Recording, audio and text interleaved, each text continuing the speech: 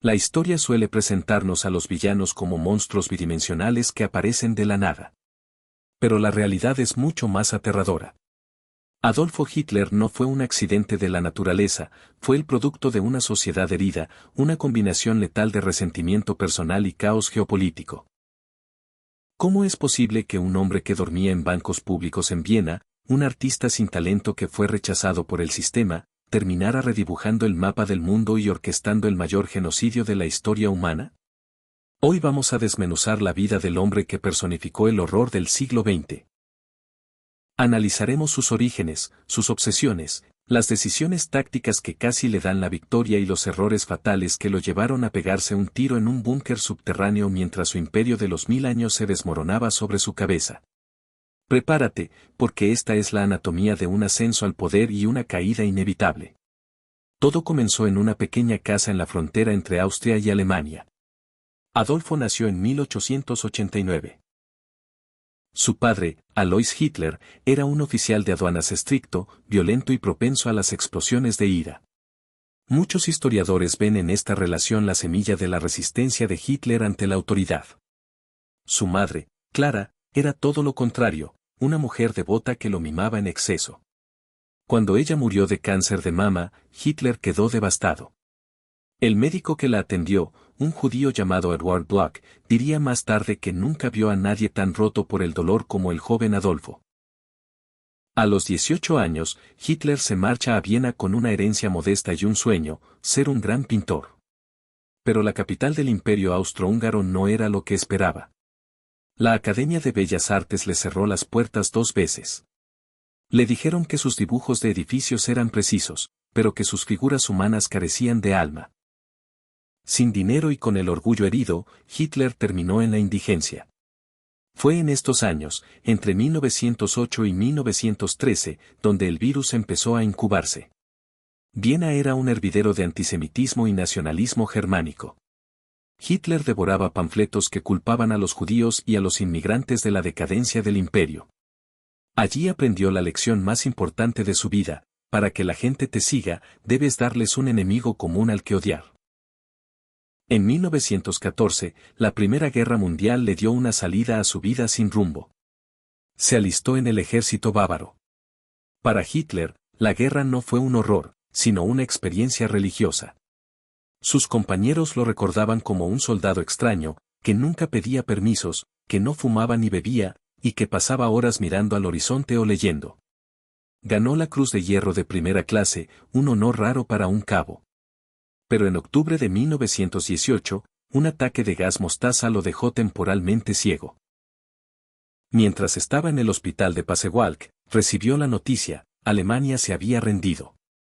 Para Hitler, esto no fue una derrota militar, fue la puñalada por la espalda. Los políticos, los socialistas y, sobre todo, los judíos, habían traicionado al ejército invicto en el frente. Esa mentira se convirtió en la piedra angular de su carrera política. Al regresar a un Múnich caótico, el ejército lo empleó como espía para investigar a los nuevos partidos políticos. Así entró en una pequeña reunión del Partido Obrero Alemán. En lugar de informar sobre ellos, se dio cuenta de algo: eran perfectos para él. Hitler no era un intelectual, era un actor. Su capacidad para transformar el odio en palabras rítmicas y teatrales llenaba las salas. El pequeño partido creció hasta convertirse en el partido nazi. En 1923, Hitler creyó que podía emular a Mussolini y marchar sobre la capital. El putsch de la cervecería fue un desastre total. Sus seguidores fueron tiroteados y él terminó en la cárcel de Landsberg. Pero en lugar de ser el fin de su carrera, fue su gran campaña de marketing. Durante el juicio, usó el estrado para dar discursos que se publicaron en todos los periódicos. En su celda, con la ayuda de su fiel Rudolf Hess, escribió Mein Kampf. No es solo un libro. Es un manual de odio donde establece que Alemania necesita espacio vital en el este y que la raza aria debe purificarse. Al salir de prisión, el escenario cambió. El mundo entró en la Gran Depresión de 1929. El hambre volvió a Alemania. La gente desesperada no busca soluciones moderadas, busca salvadores. Hitler prometió trabajo, pan y el orgullo de pertenecer a una raza superior. Hitler fue un pionero en la política moderna. Usó aviones para dar discursos en 3 ciudades diferentes el mismo día. Usó la radio para meter su voz en cada hogar. En 1933, las élites conservadoras, creyendo que podrían manejarlo como a una marioneta, convencieron al presidente Hindenburg de nombrarlo canciller. Pensaron que el poder lo domesticaría. No podían estar más equivocados. En menos de un año, Hitler desmanteló la democracia alemana. El incendio del Reichstag le sirvió para prohibir a los comunistas. La noche de los cuchillos largos le sirvió para asesinar a sus propios aliados que se habían vuelto demasiado poderosos, como Ernst Röhm. Pero, ¿por qué la gente no se rebelaba?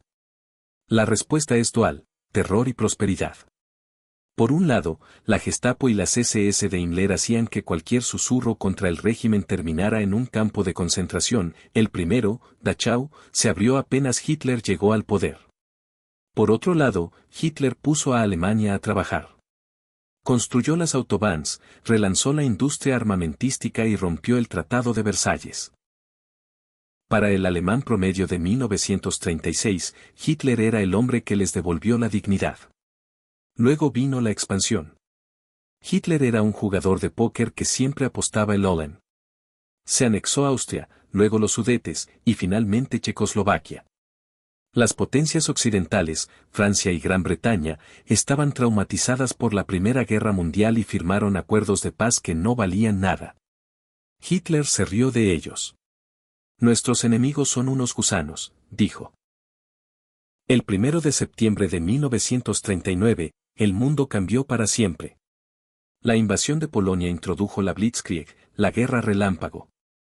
En 1940, lo impensable sucedió: Francia, considerada el mejor ejército de Europa, cayó en solo 6 semanas. Hitler bailó de alegría. En ese momento, era el hombre más poderoso del continente. Pero el éxito fue su perdición. Hitler empezó a creer que era un genio militar infalible. Despreciaba los consejos de sus generales tradicionales. En 1941, tomó la decisión que sellaría su destino: la Operación Barbarroja. Atacar a la Unión Soviética de Stalin mientras aún estaba en guerra con Gran Bretaña. Al principio, parecía otro triunfo. Millones de soldados soviéticos fueron capturados.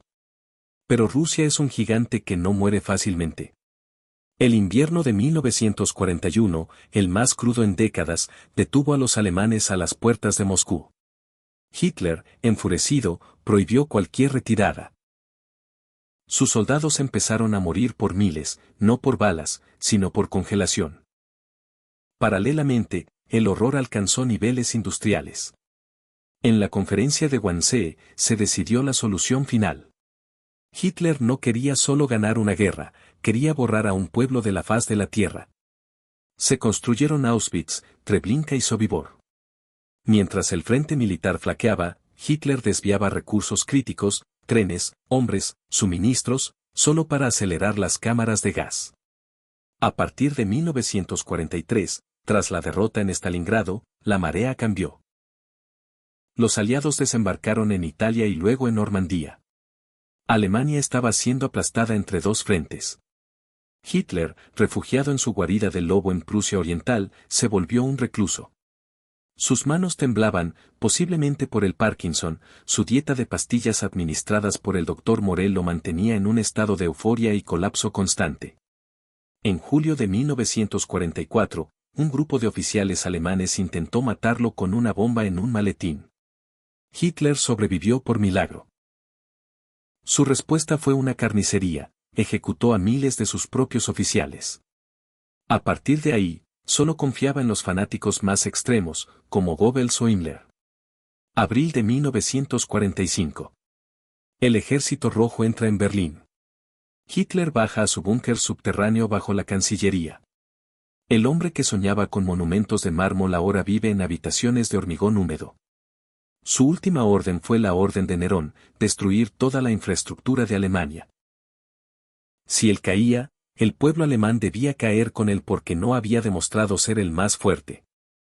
El 30 de abril, mientras los tanques soviéticos rugían a menos de 500 metros, Hitler se retiró a su estudio. Se disparó en la sien mientras su esposa, Ido Brunn, ingería cianuro. Sus subordinados, siguiendo sus órdenes, sacaron los cuerpos al patio y los quemaron con gasolina. El final fue tan mediocre como sus inicios en Viena. Hitler no dejó un imperio. Dejó 60 millones de muertos, un continente dividido por un telón de acero y una vergüenza que Alemania cargaría por generaciones. Pero la verdadera lección de Hitler no es sobre el pasado, es sobre el presente.